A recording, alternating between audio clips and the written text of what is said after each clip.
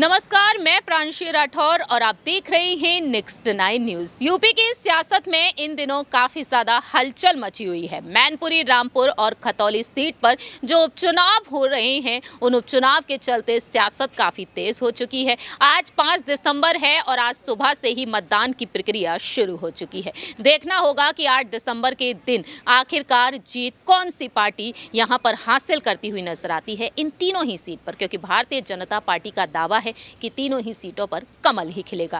खैर, ये तो वक्त के साथ साथ ही पता चलेगा, लेकिन इसी बीच देखा जाए तो यहाँ पर जहाँ एक तरफ सपा के कई कार्यकर्ताओं की, कई नेताओं की मुश्किलें बढ़ती हुई दिखाई दे रही हैं, लेकिन दूसरी ही तरफ यहाँ पर मुश्किलें बढ़ती हुई नजर आ रही हैं आजमगढ़ से जीत हासिल करने वाले बीजेपी सांसद दिनेश लाल निरहुआ की। जी हाँ, दिनेश लाल निरहुआ को लेकर हाल ही की बेहद बड़ी खबर सामने आई और ऐसे में देखने को मिला है कि उनकी मुश्किलें काफी ज्यादा बढ़ती चली आ रही हैं। अक्सर अपने बयानों के चलते काफी ज्यादा सुर्खियों में रहते हैं आजमगढ़ से सांसद दिनेश लाल निरहुआ, जिनकी मुश्किलें बढ़ती हुई दिखाई दे रही हैं। दरअसल आपको बता दें कि सांसद के संसदीय क्षेत्र में उनकी ही जाति के लोग उनका विरोध कर रहे हैं।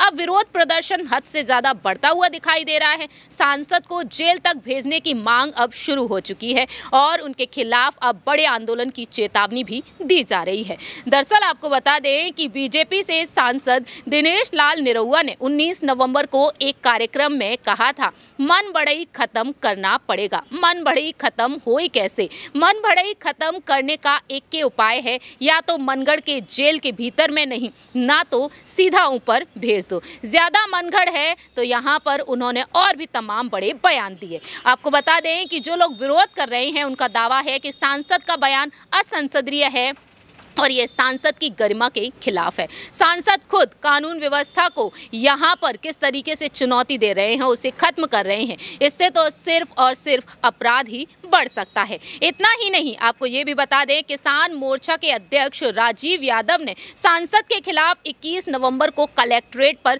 विरोध प्रदर्शन भी किया और उन्होंने डीएम से सांसद के खिलाफ एफआईआर दर्ज करने की मांग तक कर डाली। उनका आरोप ये रहा कि एक बयान लखीमपुर में केंद्रीय गृह मंत्री राज्य मंत्री अजय मिश्रा और फुटैनी ने दिया था, लेकिन अब देखा जाए तो यहां पर मांग जारी की जा चुकी है निरहुआ के खिलाफ। निरहुआ ने एक ऐसा बयान दिया जिसके चलते उनकी मुश्किलें काफी हद तक बढ़ गई हैं। अब देखना होगा कि आखिरकार किस तरीके से निरहुआ इन तमाम मुश्किलों का सामना करते हैं। निरहुआ इस वक्त अपने बयानों के चलते मुश्किलों में फंसते हुए दिखाई दे रहे हैं। फिलहाल देखा जाए तो वक्त के साथ साथ ही पता चलेगा कि आखिरकार दिनेश लाल निरहुआ की ये मुश्किलें कैसे कम होंगी। इस रिपोर्ट में इतना ही। बाकी की तमाम अपडेट्स के लिए आप देखते रहिए नेक्स्ट 9 न्यूज।